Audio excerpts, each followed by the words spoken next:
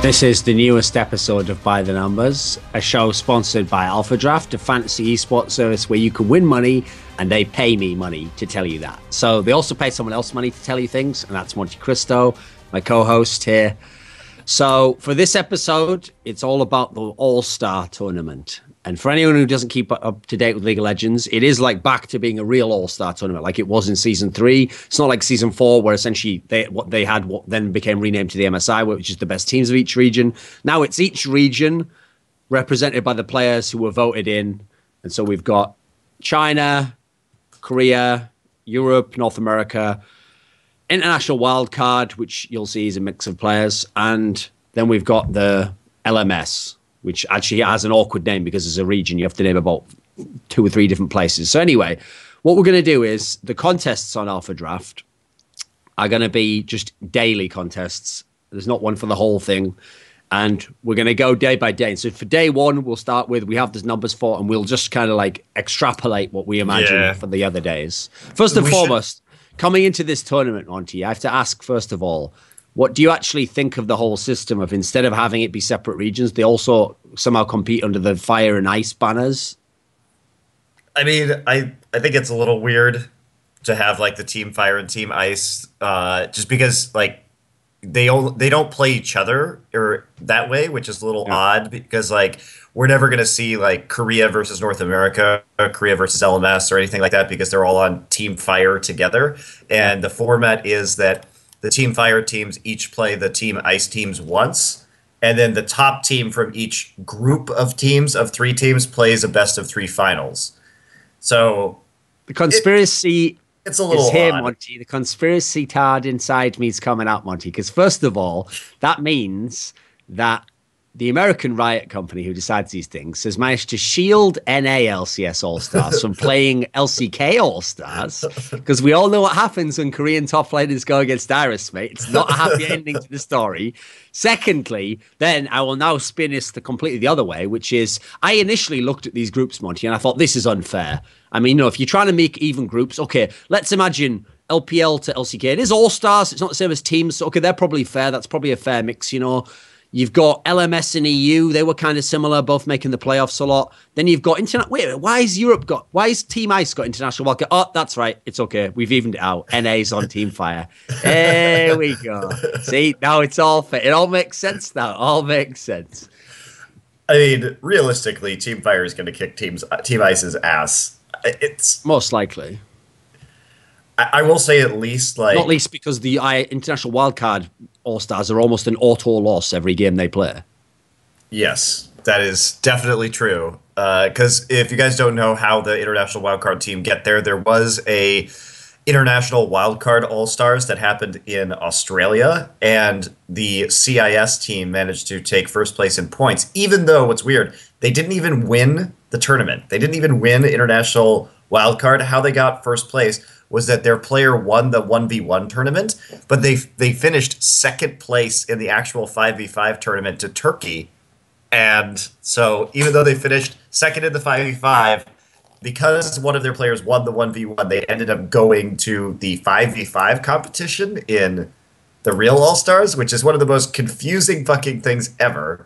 It feels like Riot maybe looked at that old CGS tournament and the way that was structured with different games featuring the franchise points, and they thought, oh, this is a great system, this. Why didn't this work on television? But anyway, so we're not going to be concerned on this show with the 1v1s and stuff like that, because for obvious reasons, you can't pick a team in a 1v1 tournament. So luckily, Alphadraft essentially has the same feeling I do, Monty, which is I don't really give a fuck who wins in a match of a 1v1 on Magma Chamber. I don't consider it to be particularly interesting, actually. But for the sheer gimmick and novelty, I can accept that it has a place for fans. So we're going to be concerned with actual matches of League of Legends, 5v5. So on day 1, we have NA versus EU to start things off, which is obviously the classic match. It's actually probably, if we're being real, everyone who's English language speaking, this is the main match they want to see, just for the bragging rights. So for this, who would you pick to go on?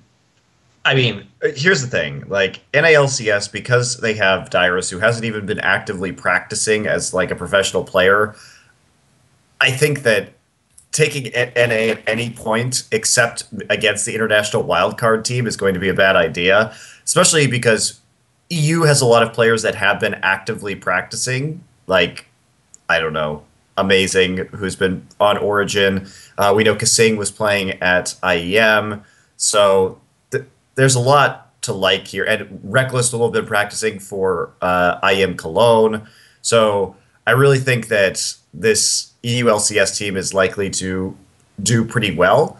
Meanwhile, like, just beyond Dyrus, fans voted in Doublelift and Aphromoo together for Le Drama anyway. And who knows if their bonds of friendship are strong enough to actually survive playing together at the international wildcard stage. Obviously, this whole international wildcard thing is a bit up in the air because players aren't going to be taking it that seriously. But I think EU has a pretty clear victory here in the first day, or at least in the first match. I mean, there's also the fact that, like, for example, Meteos hasn't even been playing LCS level League of Legends for quite a while, actually. He went out fairly early in the season when they brought in High, if you remember.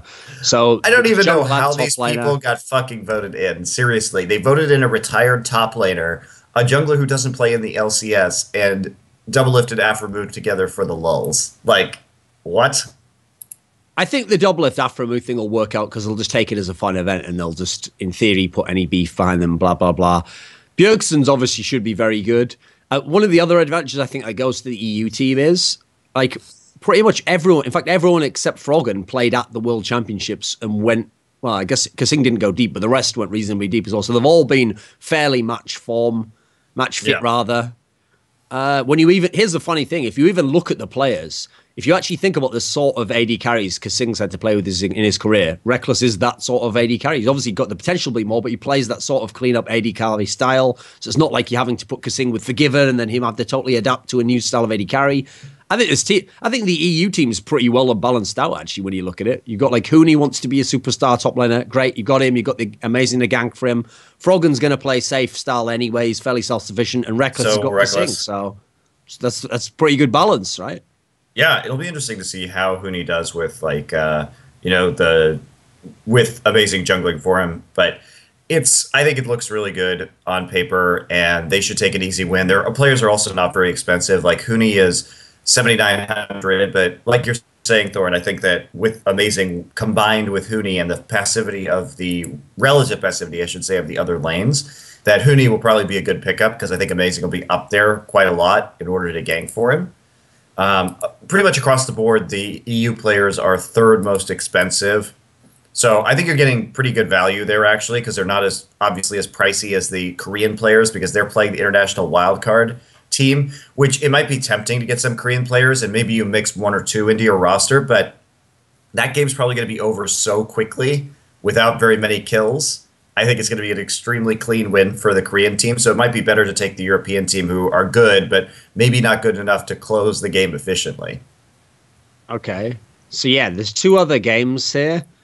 And so before we just touch on the other two, just to set this one in place, since the other two games are LMS versus LPL and then International Wildcard versus LCK, do you think, I mean, obviously LCK versus International Wildcard, here's the thing, they could extend the game and mess around for fun and therefore get really crazy scores, but odds are they'll probably just wreck them so hard, knowing fantasy stats won't be that good. So in theory, of these matchups, is EU versus NA the one where there's the most value in terms of, like, reasonably priced players who might get a lot of points in a game that might be okay? I don't really know, but I would actually say that LPL versus LMS is likely to be a giant bloodbath shit show, just given the nature of both of those regions' play. So I think that actually but the problem is like EU versus NA is probably going to be longer than the Korea versus International Wildcard, more fantasy points, more kills, more objectives, everything like that. But I think that it's pretty safe to call EU there. The thing about the LPL versus LMS match is I think it's likely to be bloodier, but I also think it's harder to call who's actually going to win that one. Yeah. I do think it will be LPL because with that one, first off, with LPL, there's only one player, Rookie, who doesn't speak Chinese on the team. So they actually have 4 real Chinese players. You have Uzi there. Meanwhile, for LMS, we have Bebe, like Westdoor, who's retired. yeah, like retired players, which is kind of weird. Westdoor has retired, of course. They've got a good roster, but these specific players I don't think has been as active as the LPL players. So Yeah, so for Europe, bearing in mind they're in the middle of the pricing as well. I think the history tells us the obvious picks would be Froggen, Reckless. These should be pretty stable players yeah, to get those you are good numbers, even in who losses need maybe. to, who need to. And like I said, for those people who are interested, like it's tempting to take guys like Faker because he's obviously a great player, but for fantasy point purposes, he's $9,100 this week, and it's probably not going to get that many fantasy points because he's just going to wreck the international wildcard team before he even has a chance to rack up a bunch of kills. So at least in day one in that particular matchup, I don't think he's probably going to be as good value as somebody like Froggen or Rookie.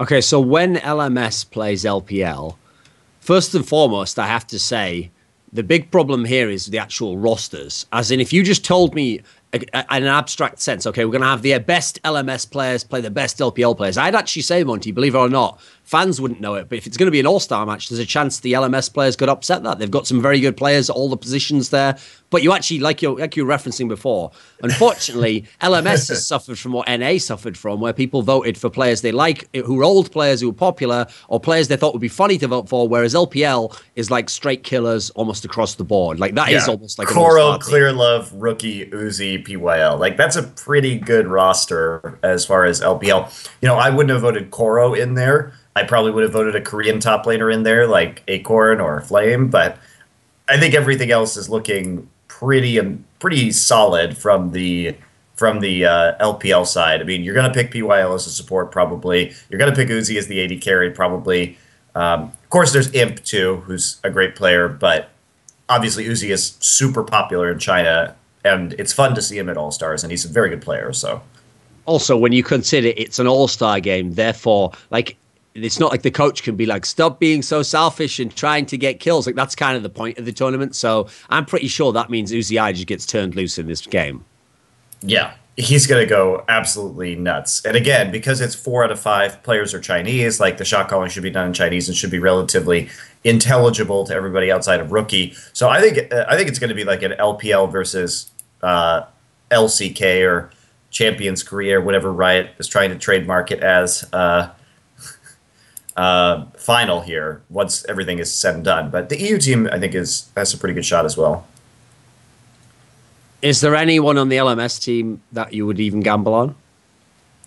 Look, I think the LMS team might be able to do well. Obviously, they're quite cheap in other matches, but yeah, okay. I obviously, if you really like, it's possible. Remember, we are playing fantasy here, so it's possible that the LMS team actually does get more points than, say, even the Korean team. If the Korean team wins and LMS team loses, just because of the nature of how many kills I think are likely to be in the LPL versus LMS game. And in that case, like for LMS especially, I would take Karsa. Karsa is generally pretty high for a jungler, could get a lot of points because of how aggressive he plays. And you know, if he gets something like Nidalee, that could be a pretty big kind of carry style champion for him too. Ziv is also very cheap. Ziv is cheaper than Dyrus. Who do you think is going to get more points? There, Duncan. I mean, I know, mate. Only one of them made my top 20 players at Worlds list. So, okay, the last match of the day, we've already touched on it a bit, so there's not that much to say, is LCK versus International Wildcard. Now, I hope everyone realizes we're probably not going to talk about the International Wildcard players because we expect them to lose every game at this tournament. Yes. Now, in terms 100%. Of LCK, as you kind of referenced and we've said a number of times in context of the other matches, the problem here is, yes, Korea has an insanely good-looking team, a very, very good roster. But the problem is, in a match like this, the way fantasy tends to work, unless you purposely extend the match, which could happen in kind of like an all-star game thing where you don't try to end the game, whatever. But even if they do that, Monty, I still don't see the necessarily being that good stats, because if they do it, they'll just extend it to like get a Medjais or something, but then they'll just be even more likely to end the game when they kill someone later. So actually, it's hard to see how they can get better stats than whoever you want to pick as the winner of the first 2 matches. Yeah, exactly. I totally agree with you. So I think it's really hard. And in a fantasy sense, maybe you take 1 or 2 Korean players just to be safe and get some guaranteed points if you're playing like a 50-50 or something like that. And in which case, just based on traditional like fantasy esports criteria, if you're going to pick a player, you probably want to pick Prey, just because he does put up a lot of points. Compared to the SK Telecom guys who never really got that many fantasy points, Score would probably also be another good one. But again, a function of SK Telecom players like Marin and Faker not getting that many points is because their team was so good and their shot calling was so good. And hey, Marin, the shot caller of SK Telecom, is in this game calling the shots. So, I mean, probably, even though Prey and Score have previously had good fantasy stat lines, in this particular roster, they probably won't. So, but maybe you take Prey as just because you can for some security.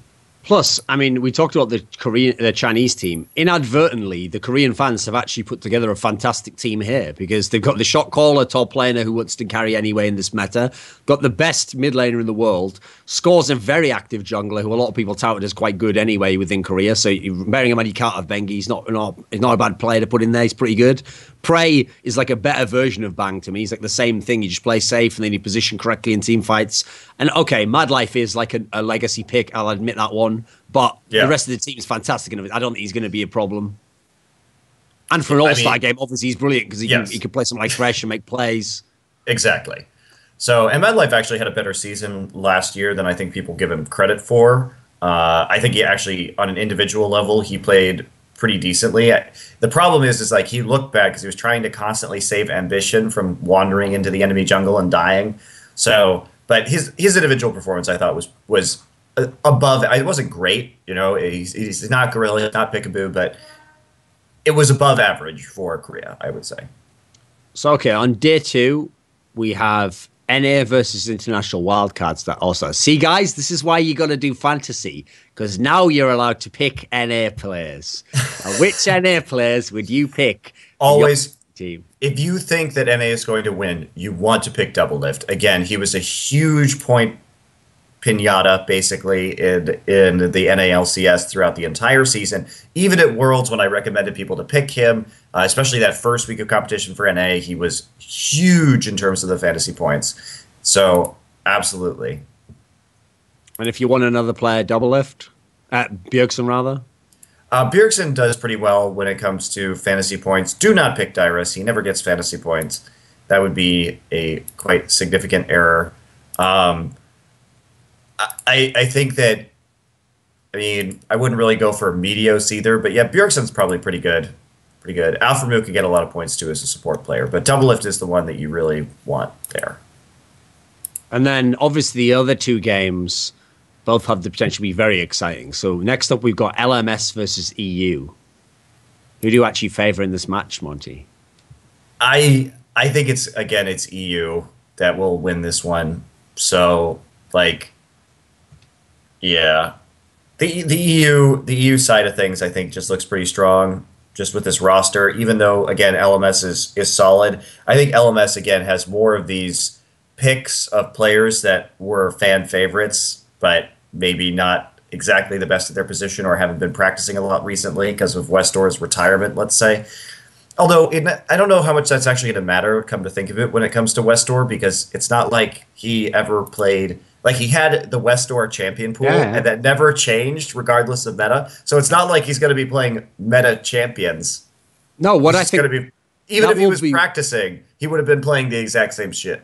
That will be one of the fun things about this particular matchup is you couldn't get 2 more contrastingly style of mid laners than Westor and Froggen. And not only that, they've played the same style their whole careers. So it's not like they're going to go, oh, is it a double bluff? Will he play differently? No, I think we both know how both are going to play in this game. But that's what will make it fun. Like, will Westor be able to get these crazy catches onto Froggen? Obviously, he's got an aggressive jungler, Karsa, with him. Of the 2, I think they're both good junglers. I would say Karsa actually has the matchup advantage there over Amazing, but obviously Amazing has the better team. So in this match, though, the 2v2 is pretty nice. The top lane 2v2. I really like Karsa as a pickup in this tournament, even if LMS is losing, because I think he's going to have a lot of fantasy points. And this one should be a pretty bloody one, too. So picking losing players isn't necessarily the worst thing, just because the NA versus International Wildcard is likely to be very one-sided in terms of NA. But the Korea versus LPL match, like the last one, that's going to be probably bloody too. So for me, like it has been all the past also. That is the highlight match. I want to see the best LPL players play best LPL. And the main reason why is because... Hopefully we'll get a best of 3 out of that at the end, right? Sure, but I mean, the main reason why as well is because what's great about that match in a competition like this is it takes away all the things of infrastructure and the team and how the strategy is going to go, because it's just the best players. So actually, it hasn't happened yet, but LPL certainly has the players who could beat Korea. This could certainly happen in a one-off match. Yeah, definitely could happen. I like I said, I think the shot calling is too good on the Korean team, considering that players like Marin and Madlife are together on that team, and there's still the guy on the outside looking in, which is Rookie on the Chinese team, trying to, shot call in Chinese or whatever, because they're probably going to have to shot call in Chinese. I would assume they will, just because of the 4 Chinese players, and that's probably what's going to be most comfortable for them. Some teams clearly shot call in English, Chinese teams, that is. But I think that here they'll be probably speaking mostly in Chinese. This is also where all that hype about how Clearlove's learned how to put on a lot of pressure, you better go ham this game, mate, because you've got all the sick carries. But if you just do nothing, Score's just going to go all over that map. So I think this will be an interesting match. So obviously, though, we know players like Rookie, like Uzi, can be incredibly good carries, though.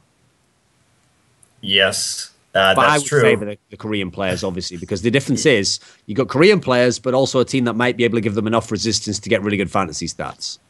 Right. Precisely. So which Korean players would you take? Same deal. I think Prey is like always a good choice here from Korea.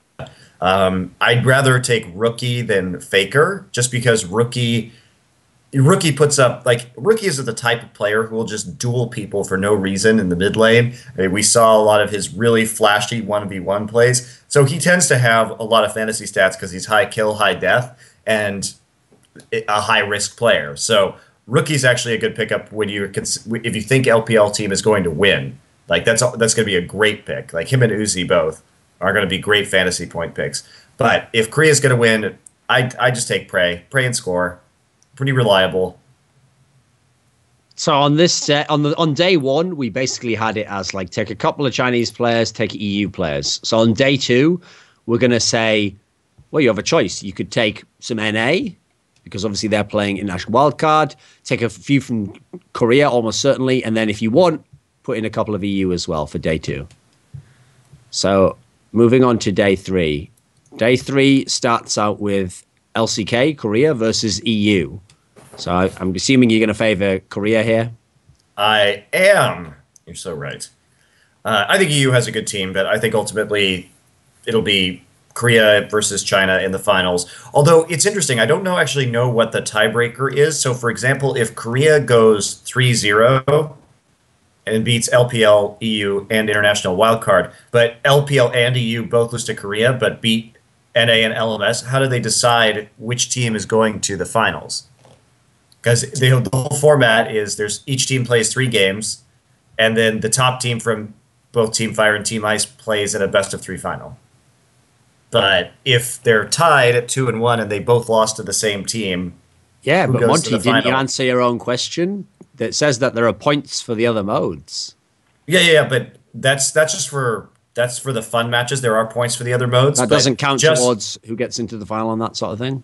No, because the regional matches, the format is Team Fire, Team Ice, 3 teams in each. Each team in Team Fire plays each team in Team Ice, and the top team from each Team Fire and Team Ice play each other in a best-of-3 final, right? But like I'm saying, what's the tiebreak formula if EU and LPL both lose to Korea but beat everyone else? Because you need one team from Team Ice, and they have identical records, so who do you send to the finals? Best-of-3 finals. I don't know. Maybe they just decide amongst themselves. And then send Korea. It was Team Fire, actually. So, I mean, I think Korea's going to win. Okay. Yeah, but Team Ice, would they send Europe or LPL under that format? Because I think that this is a likely scenario to happen. Right, so... We'll try and figure it out later.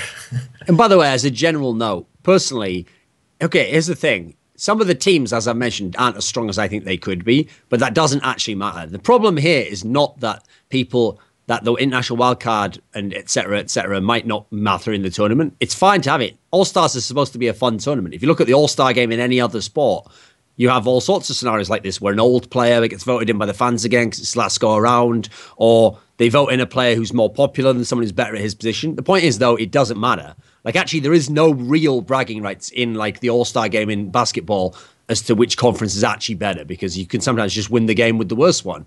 But the problem here is that fans think it matters and still cite that Soaz won a 1v1 tournament 2 years ago as that he must be amazing. Like, so anyway, with that out of the way, the last game of the day is, I don't know, wait a second, let me see. No, we're on to day 3.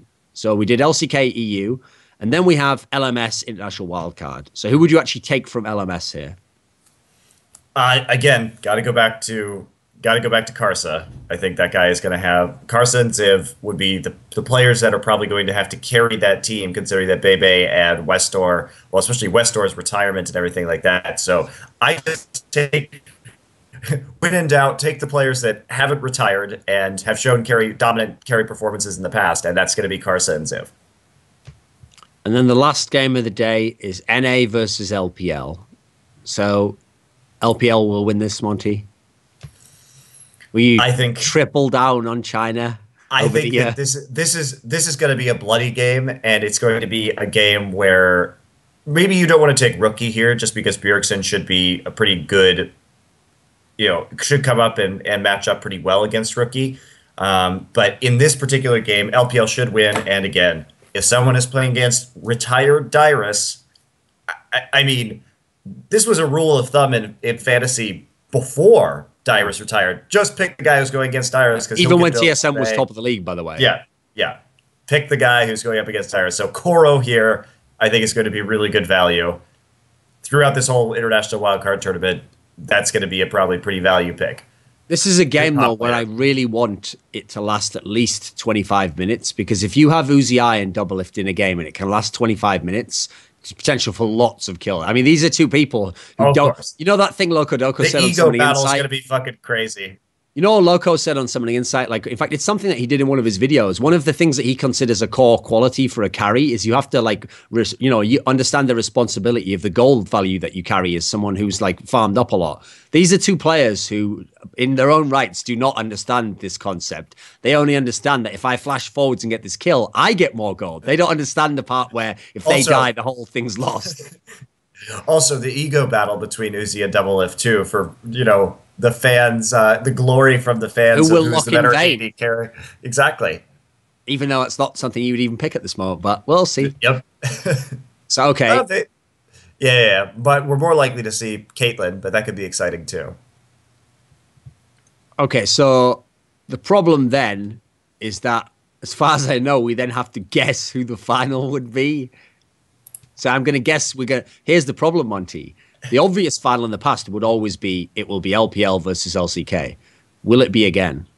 That's what I think. But again, because of the format, I think it's possible that Europe will actually make it out to that final, just because I think if Europe and LPL are tied in terms of the format on Team Ice, they may just decide, like Riot might decide who goes out there.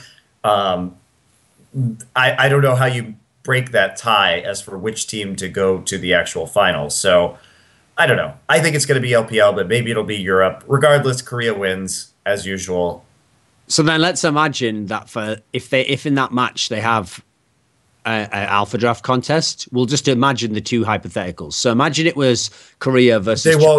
They won't have an Alphadraft contest because you couldn't... It's only one game on the final day, right? So for day 4, with the finals, that's not going to happen just because you could only draft... When there's only one match, you can't draft enough players because it's only a 5 versus 5. So you would just draft 5 players on the team you thought was going to win. So those, like for the World Finals, there aren't Alpha Draft contests because it's not exactly fun to play fantasy esports in that scenario. Okay. So just as a random aside, if you had to pick someone who you think would be your MVP of the whole tournament, who would you pick going into it? Who's going to get like the most fantasy points? I'd say it's going to be somebody probably on the LPL team, I would assume. So I am going to Ooh, who do I think is gonna really go off? I'm gonna say Uzi. Uzi or Rookie. Yeah. No, I think Uzi has a pretty good pick because obviously the majority of the games you have a chance for them to go absolutely crazy there, especially because It's also the patch too. What you have to understand about this patch is like 80 carries are probably going to be very important, and this is a patch where players like Uzi and Prey and Double Lift can all kind of really go off. and it's everything that Uzi likes if you think about it. Like you can play Lucian, Caitlyn, Tristana. These are all Uzi picks. Yeah, that's also very true. Okay, so that's the end of this segment. Well, just this the end of this show, but I call it a segment. So, do you have any final words? Probably not. No, quick. How do you feel about the R8 revolver in CS:GO? It's great. See, now we get to experience what things are like when they're OP at introduction and gradually scale down. It's like a League of Legends experience all over, but in an FPS, Monty. So after they changed the minion waves in League of Legends, I think we can both enjoy game developers ruining our primary games. What do you think about the changes to the bomb and round timer in Counterstrike?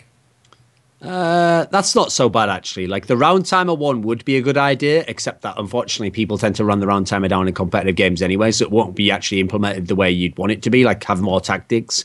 Unfortunately, the bomb timer one's not so good because since it goes up, that in theory means that you just have more time to get over to the bomb and defuse. So it actually takes away the tactical aspect of trying to fake the other guy out and go to the other site that he's not at. So he wastes a lot of his time getting there. So unfortunately, you can see that the main problem here, this is a League of Legends topic as well. It's not always that the game developer is an idiot. That's actually, they only seem like an idiot because unfortunately we're looking at the most hardcore, efficient way to play the game. And that's when they will look like an idiot. And the real problem is you can add almost anything to a game, but you have to kind of reverse engineer from the pro aspect how it would be applied. Like it has to have use at a pro level but not be overpowered. Whereas the problem with these things is when you add them into a pro game, they throw off the whole hierarchy, So for example, you could change a lot of these things like weapons, but you'd have to balance it out in a way where we actually have the same discussion now that happens in CS that didn't used to happen before, which is one of the other aspects to adding a gun is the pricing of the gun. It's the same as like gold efficiency. You can add any item in the world to League of Legends as long as you make the gold efficiency correct. That, for example, if it's a really ridiculous item, it's incredibly expensive and you can only get it in certain, and it forces you down a certain build path. There's ways to balance it out in terms of game development, I think, in that sense. I just find it very interesting that they would be making these changes after how many years of competitive Counter-Strike to round and bomb timers. Like, that's the most confusing thing, but yeah. I don't think, just curious. As usual, if there's one thing we know, Monty, game developers know best. And if you know best, the planet you play by the numbers at Alphadraft. Goodbye.